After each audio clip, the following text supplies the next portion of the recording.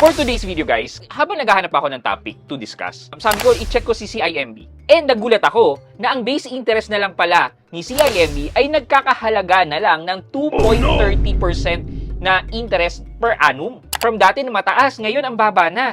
So inaisip ko, Hindi lang naman si CIMB ang nagbababa ng interes. Marami na ring bangko. pero ano nga ba talaga ang reason kung bakit bumababa na ang interest ng mga online and digital banks natin? Yan ang pag-uusapan natin today. So samahan niyo ako, sit back and let's discuss coming right up.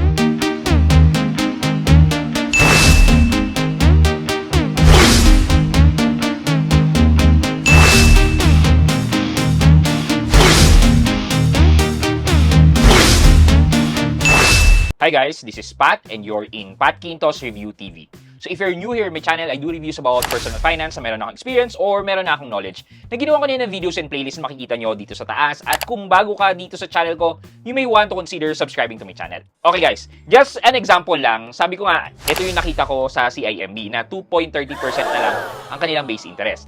While this is just a base interest, yung meron silang mga promotion dati as high as 20% yata yun. Pero ang natatanda ko, 15%. Meron yun. Pero ito, nag-search ako and I came up on this table ng interest ni CIMB. So, around 2019 to 2020, 3% per annum ang kanilang interest. So, medyo mababa na talaga as a base interest. Pero meron silang mga promotion na kayang umabot ng hanggang 4%. So, etong time na to ay initial pa lang, di ba? And then, 2021 to 2022, bumaba na yung interest nila to 2.5%. Pero dahil meron silang promotion, kayang umabot ng 6%. Tapos 2023, same na 2.5%. And then meron silang promotion na up to 12% per annum. And kung naalala nyo yung mga anniversary promotion nila na up to 15% or up to 22% ba yun? And ngayon, yung current nila, 2.30% as base interest, bumaba na nga. Pero yung promotion nila ay hanggang 4.15% na lang ang pwedeng itaas na interest. Diba? Ang layo na ng dating promotion nila sa existing ngayon. Isa pa, ito naman kay Maya. Nung nag-start sila, nasa 6%. Tapos eventually, bumaba, naging 4.5%. Pero meron silang mga promotional rate na up to 8%. Tapos, noong 2023 to 2024, bumaba ulit to 3.5% naman. Pero, nanatili yung promotion nila na pwede mo pataasin yung interest rate mo by using the services of Maya na kaya tumaas ng 10 to 11%. And then, the latest, which is the 3% per annum this 2026, ganun pa rin naman yung promotion niya na may up to 15%. So, makikita nyo na talagang from 6%, bumaba na siya to 3%. Last na example na lang natin. So, ito naman, C-Bank. So, nung nag-start si C-Bank, ang interest niya ay 6% per annum. Tapos, 2023, bumaba siya, naging 5% per annum. Tapos, 2024 to 2025, bumaba na naman siya, naging 4.5% per annum. And then, until now, na nasa 3.25% sila per annum. So, yan yung nakikita talaga nating trend na kapag bago yung launch na digital bank or online bank, mataas yung binibigay nila. Tapos, eventually, over the years, over the months, bumababa siya. Bakit nga ba? So, ito yung mga reasons kung bakit mataas sila nung una and then ngayon, mababa na ang ino-offer nilang interest. Unang-una sa lahat is that yung high rates na ino-offer nila is more on customer acquisition. Ibig sabihin dito is that naglalabas sila ng pera to acquire customer. Gusto nilang i-disrupt yung current market share na tipong, mag-offer kami ng malaking interest. Tapos yung mga nasa traditional bank, pwedeng maakit nila at mag-switch sa banko nila sa mga online and digital banks. So yun talaga yung pinaka-unang-unang reason kung bakit nag-offer sila sa simula ng matataas na interest rate. Which is, again, para makakuha ng market share sa mga nagbabangko. And then, once they hit their milestone, number of people, number of depositor, then syempre, hindi na nila kakayanin na magdagdag pa ng tao. One example na lang dito, si Ownbank. So, kung nakita nyo yung dati, si Ownbank ay nasa 6%, eventually bumaba hanggang 3.8%. And then, starting this year, 2026, or early pa last year, nahihirapan na yung mga nag-a-apply ng account kay Ownbank. Bakit nga ba?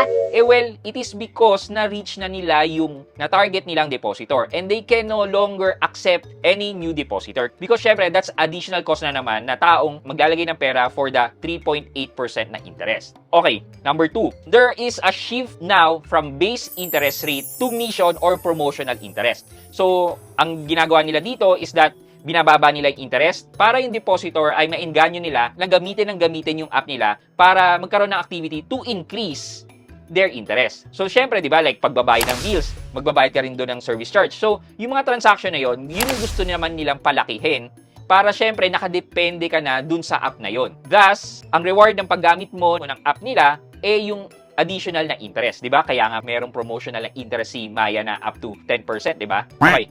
Number 3 is syempre para kumita naman yung bangko. What do I mean about that? Para saan ba yung bangko? Di ba? Ano ba yung purpose ng bangko? Ang purpose ng bangko, syempre, kumpanya yan, syempre kumita ng pera. Saan magaling yung interest na binibigay nila sa atin?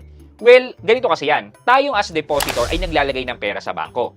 And then, yung pera natin nilalagay sa kanila ay ginagamit nila para ipahiram naman sa mga ibang taong gustong mag-loan. And syempre, dahil loan yon, syempre magbabayad sila ng interest.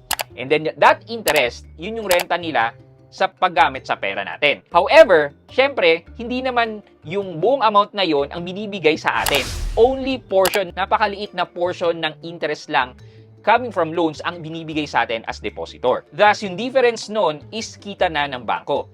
For example na lang, meron pang mga banks dyan na hindi pa nag-o-offer ng mga loan products nila online. Take for example na lang si Ownbank. Ang dami niyang mga customer na nakuha online, however, wala pa silang nilalabas na loan product. So, paano kikita yung hawak na pera nila? Kaya habang wala pa silang loan products or hindi pa kumikita yung loan product nila, medyo doon sila nag-a-adjust sa savings natin na binababaan nila ang interest. Number 4. Nung nag-enter ang mga online and digital banks, marami talagang tao skeptical because bago to So, parang ang incentive ng risk na tinitake natin as a depositor para magbangko sa kanila, like for example na lang si Ownbank. Puro Ownbank yung example ko, di ba? Hindi natin siya masyadong kilala at natatakot tayo nung una talaga maglagay ng pera dyan. Kasi it's a rural bank na ni-rebrand na maging Ownbank at nandyan yung tanong natin, gaano ba katatag yan, di ba? May ganung mga agam-agam sa isip natin. And yun yung tinatawag na risk. Etong risk na to, ang kapalit naman nito ay yung high interest na incentive na binibigay nila sa atin. So, habang tumatagal, nakikita ng mga tao na safe naman pala yung bangko na yan, then bumababa na yung risk. Ibig sabihin, kung bumaba na yung risk, marami ng tao nagtitiwala dyan, and at the same time, hindi na nila kailangan mag-offer ng higher interest. Pwede na nilang ibaba. Dahil nga naman alam mo na nasubok na yung bangko na yan.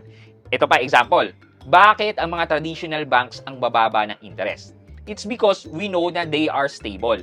We know na much better maglagay ng pera sa kanila kasi stable ang kanilang assets, stable ang kanilang kumpanya. So, the higher the risk, there's a possibility na malaki rin ang incentive ng interest. But the lower the risk, edi mababa din ang interest na ibibigay nila sa atin. Okay, last but not the least, syempre, alignment with the BSP. So, alam niyo yun, si BSP kasi nagla-lower ng interest rate, nag-increase ng interest rate, like yung last na movement was an increase in interest rate. So, ibig sabihin nito, itong mga bangko natin na naglalagay din ng pera sa BSP, pag sinabi ni BSP na, tataasan ko yung interest rate, ibig sabihin, para sa bangko, nag-gain siya ng mas malaki din. Pero, pag sinabi ni BSP, maglo-lower tayo ng interest rate, syempre, kailangan din ng mga bangko na mag-lower ng interest rate na binibigay nila sa atin. Kasi syempre, yung dineposito ng mga bangko na pera sa BSP, magiging maliit lang din ang return or ang interest income nila.